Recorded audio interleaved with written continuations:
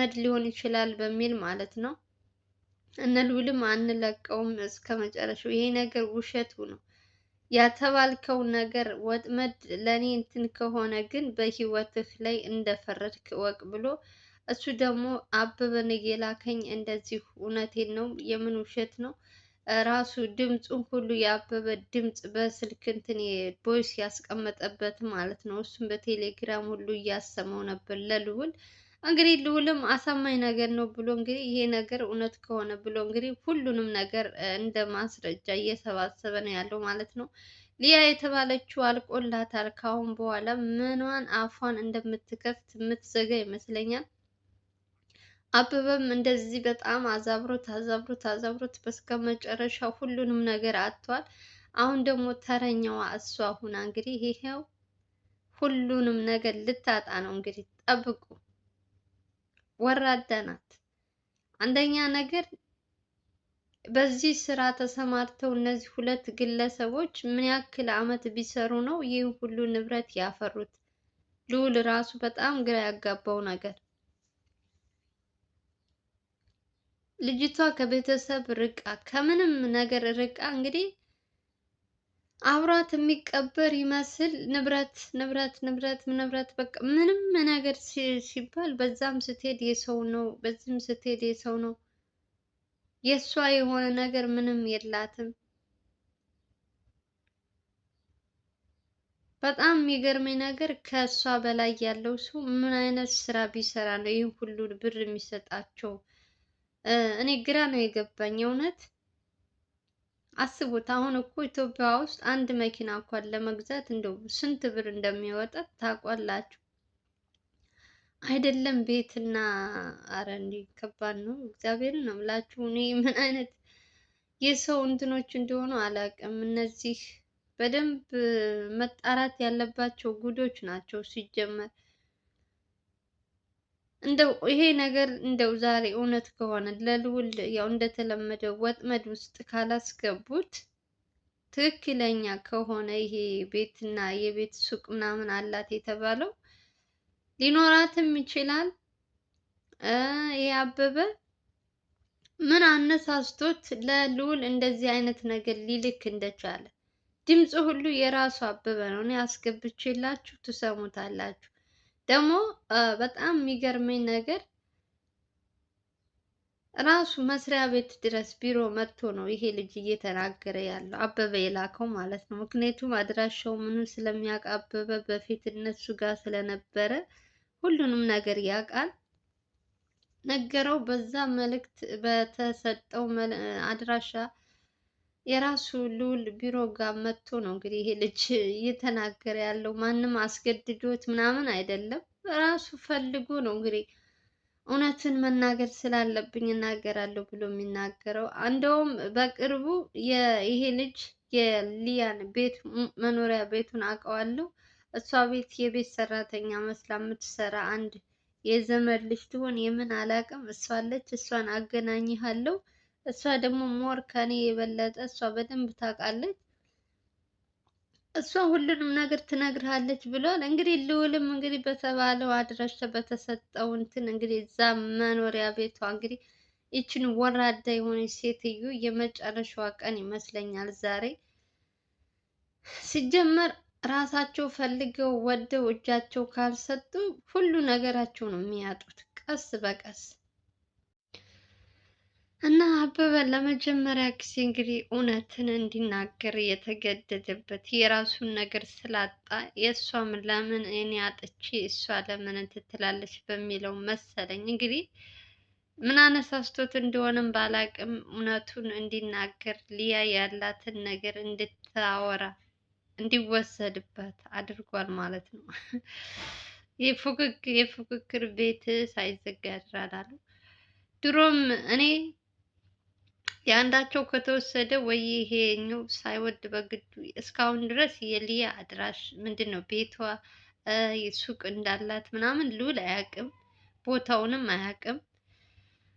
ያው በስከ መጨረሻ እንግዲህ እውነቱ ወጥቷል። እውነት የዚህ ቤት ውስጥ መኖሪያ ቤቷ የእሷ ቤት ውስጥ ሲሄድ ልዑል የሆነ ነገር እንትን ካላሉበት ወንድ ወጥመድ ካላዘጋጁበት ኦሬዲ አልቆላታ ማለት ትችላላችሁ። ይሄ ልጅ ኦሬዲ እነሱ ጋር ስለሆነ ምንም ችግር የሚፈጠር አይመስለኝም።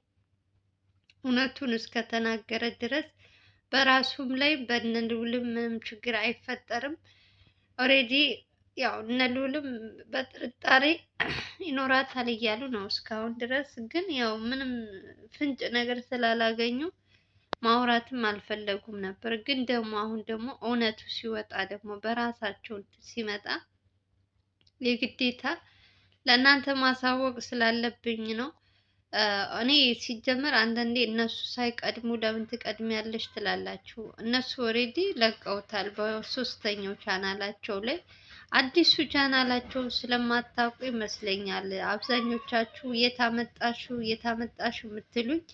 ግነት የራሳቸው አዲስ ቻናል አለ። እዛ ጋር ገብታችሁ ማየት ትችላላችሁ።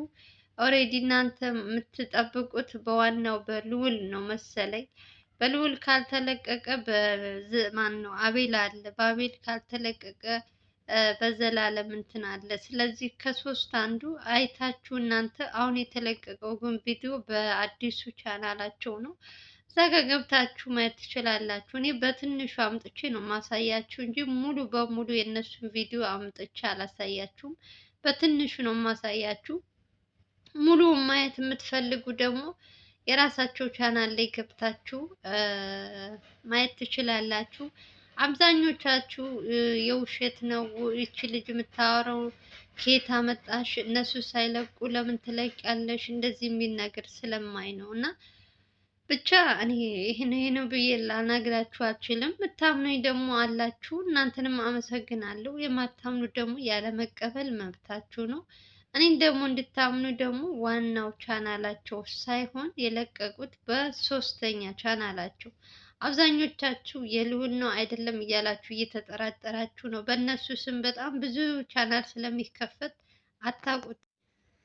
ስለዚህ በዋናው ሳይሆን በዛኛው ገብታችሁ እዩ። ከዛ በኋላ እኔ ላይ መፍረድ ካለባችሁ ትፈርዳላችሁ። አንደኛ ነገር እኔ እንድታውቁልኝ የምፈልገው እነሱ ካለቀቁ ቪዲዮ እኔ ከየት አመጣዋለሁ? እስኪ እናንተ ስታስቡት እነሱ ራሳቸው ካለቀቁት ቪዲዮን ከነሱ ካላመጣሁት የት አመጣዋለሁ? እንዴት ነው ማለት እኔ አንዳንድ ጊዜ በጣም ግራ ነው የምታጋቡኝ እኮ እግዚአብሔርን። ሳታዩ ትፈርዳላችሁ። በቃ አብዛኞቻችሁ ምንም ነገር ሳታዩ ነው የምትፈርዱ። አሁን ዛሬ የዚህን ቪዲዮ ስለቅላችሁ የታመጣችሁ ማለታችሁ አይቀርም። ለዛ ነው የምነግራችሁ። ግን ገብታችሁ ደግሞ አዲሱ ቻናላችሁ ላይ እዩ። ከዛ በኋላ ደግሞ እኔ ላይ ፍረዱ፣ ችግር የለውም። እኔ እቀበላለሁ። ከነገራችን ላይ አስተያየት ምንም ነገር የምትሰጡኝን ሙሉ በሙሉ ሁልጊዜ ጥሩ ነገር አልጠብቅም። እንደዚህ አይነት ነገር ስትሰሩ ስድብም አለ ምንም አለ። ሁሉንም መቻል ደግሞ ግድ ነው። እናንተም የተሰማችሁን መጻፍ መብታችሁ ነው። እኔ ደግሞ እንድታውቁልኝ የምፈልገው ነገር የውሸት ይሄ የህይወት ጉዳይ ነው። ስንት ፕራንክ ስንት ነገር ማድረግ እኮ ይቻላል። ግን ይሄ ነገር ዝም ብሎ እንደ ቀልድ ምናምን እንደዚህ ታይቶ የሚታለፍ ነገር ስላልሆነ እናንተም እንድትረዱኝ በማለት ነው። በተረፈ ሁላችሁም ሳትሆኑ ከስንት አንድ ናችሁ። ይሄ ነው እንግዲህ፣ ሌላ ምንም ማለት አልችልም። እንግዲህ ይሄ ልጅ እውነት ከሆነ እዚህ ቤት ውስጥ የሊያ ቤት መኖሪያ ቤቷ ትክክለኛ የእሷ ከሆነ ኦልሬዲ የእሷም ሆነ የአበበም የሚገባው አካል ይሰጠዋል ማለት ነው። ኦልሬዲ እነሱ ሰርተው ለፍተው ያመጡት ነገር አይደለም፣ በስርቆት ያመጡት ነገር ነው። የሰው ሀቅ ነው። ለትክክለኛው ባለሀብት ነው መሰጠት ያለበት ብዬ ነው የማምነው። እዚህ በፊትም ነግሬያችኋለሁ። አበበ ሲጀመር የምንድነው የቤት ዘበኛ እየመሰለ በጣም ብዙ ንብረት እያፈራ እንደሆነ እህቱ የገዛ እህቱ ደግሞ ማናት ያጎት ልጅ ተብላ ወይም ፍቅረኛ ተብላ የመጣችው በተደጋጋሚ ስለሱ ንብረት ስታወራ ነበር። እኛ እንደምናየው አበበን እንደ እንትን አድርገን ነው የምናየው፣ በጣም ምስኪን ምናምን። ግን ከጀርባ ያለው ነገር በጣም ብዙ ነገር እንዳለው የገዛ ያጎት ልጅ የተባለችው ስትናገር ነበር። እህትም የተባለችው ራሱ ስትናገር አይታችኋል በተደጋጋሚ። ስለዚህ ከዚህ በስከ መጨረሻ ሰውየው እውነትን እንዲናገር ተደርጓል ማለት ነው። ልዑል ይችላል ይችላል ይችላል የምላችሁ እኮ እያለ ምንም አይደለም። ልዑል እኮ አስጨናቂ ነው። እንደምንም አስጨንቆ ይሄ አበበ የተባለው ሰውዬ የእኔ ተወስቶ የማን ይቀራል በማለት ተነሳስቶ እንግዲህ የእሷንም አጋልጧል ማለት ነው። እውነት በጣም ደስ ብሎኛል እኔ ከምላችሁ በላይ። አንደኛ ነገር ልዑል ሰሞኑን በጣም ውጥር አድርጎት አንድ የትዕግስትን ሁላችሁ የምታውቋት ሳትሞት ሙታለች ብለው ሲያወሩባት የነበረችው በሷ ዙሪያ እየተሯሯጠ ነው። አቤልም እንደዚሁ ብዙ ነገሮች እየሰሩ ነው። በመሀል ደግሞ እንደዚህ አይነት ዜና ሲመጣ ደስ ይላል። ብቻ ያው እነሱን ለመጣል የሚሞክርም ሰው አለ። የእነሱንም በአንድ በኩል እነሱ ለውጣቸውን የሚፈልግ የእነሱ ስኬት የሚፈልግም አለ። አብዛኛው ሰው የሆነ ማስረጃ የሆነ እንትን ሲያዩ ለእነ ልዑል ከመናገር ወደ ኋላ አይሉም። እያያችሁ ነው። ብዙዎች ሰዎች አሉ፣ መልካም መልካም ሰዎች። ሁሉም ሰው አይደለም ገንዘብ የሚያሳድደው። ከስንት አንድ ደግሞ ለሰዎች እንትን የሚል ልዑልና እነ ዘላለምን ማናቸው ሁላቸውን የማያውቅ ሰው የለም። በየትኛውም እንትን ስትሄዱ የሆነ ነገር ሲያገኙ ይነግሯቸዋል። እነሱ ደግሞ በዛ ማስረጃ በደንብ አጣርተው ሁሉን ነገር እውነት ነው ወይስ ምንድን ነው የሚለውን አካባቢውን ሁሉን እንትን ካሉ በኋላ የሚያደርጉትን ሁልጊዜ እንደ ሁልጊዜው እንደምታዩት ነው። ብቻ የዚህ ጉደኛ አበበ ደግሞ ትንሽ ወጣ ያለ ነገር ነው። የማትገምቱት ነገር ነው። አንደኛ ነገር እንደዚህ አበበ እንደዚህ ያደርጋል ብላችሁ ማንም ሰው አያስብም። ምክንያቱም ከእሷ ጋር እንግዲህ ናቸው አይደሉም እያለ ልዑል ራሱ እየተጠራጠረ ነበር። ግን አንድ ላይ አይደሉም የሚኖሩት፣ ራሱ ለየብቻ ነው። ያው በስራቸው ግን መገናኘታቸው አይቀርም። የሆነ ነገር ሲያስቡ አብረው ነው። ዋናዋ ተላላኪ ደግሞ የራሔል እናት ናት። ያው እሷም አንድ ቀን ጊዜዋን ትጠብቅና ዋናው አሁን ላይ እነ ልዑል ስራቸውን እንዳይሰሩ የምታደርገው እንደውም ከነዛኞቹ ይልቅ ይችኛዋ ናት። በጣም ያየለችው በየትኛውም አጋጣሚ እነሱን እንትን ለማለት የምትሞክረው እንደውም የራሔል እናት ናት። እና እንደውም እነዛኞቹ እስከ ጀርባ ሆነው ምንም ነገር እንኳን ቢያደርጉ በሰው እንጂ ራሳቸው ደፍረው አይመጡም። ይቺ ደግሞ አይነ በላ ናት። እንደምታያት ነው በየጊዜው እሷ ናት ሁሉን ነገር እንትን የምትለው እና ብቻ እስኪ የዚችንም ሴትዮ መጨረሻዋን ታያላችሁ። የራሔል እናት የተባለችውን መጨረሻዋ ምን ውስጥ እንደምትገባ ራሷ በቆፈረችው ጉድጓድ ራሷ ተመልሳ ትገባበታለች። ባለፈው አይታችኋል። ማነው ስሟ የአበበ ፍቅረኛ የተባለችው በስከ መጨረሻው እውነቱን የተናገረችው ልጅ ማለት ነው። ይቺ ልጅም ይቺ የራሔል እናትም እውነቱ ሲገባት በስከ መጨረሻ ላይ ራሷን አደጋ ላይ ልትጥል ስትል የዚያ ሰዓት ስለነ ሊያ እና ስለነ አበበ ራሷ ፈቅዳ መናገሩ አይቀርም። እስከዛ ድረስ ደግሞ ጊዜዋን ትጠብቅ። ያው እንደፈለገች እየሆነች ነው። እሷ ማሰር ምናምን ለምን እንዳልቻሉ አላውቅም። አለች እስካሁን ድረስ እንደሷ አሁን ላይ ማናቸውም ማስረጃ የትኛውም እንትን ስታመጡ እንግዲህ የሚናገሩት ስለ ራሔል እናት ነው። ግን እስካሁን ድረስ እሷ ሴት አልታሰረችም። እንደፈለገች እየተንቀሳቀሰች የምትፈልገውን እያደረገች ነው ያለችው። የልጇን ሞት ረስተዋለች። ልጇም ላትሞትም ትችላለች። እንግዲህ አላውቅም። እንደ ሴትየዋ አያያዝ እንደ ሴትየዋ አነጋገር በህይወት ትኖራለች ብዬ ነው የማስበው። ብቻ መጨረሻውን ያሳየን። እኛ ብዙ ለፍተዋል፣ ብዙ ደክመዋል እነ ልዑል እና አቤል።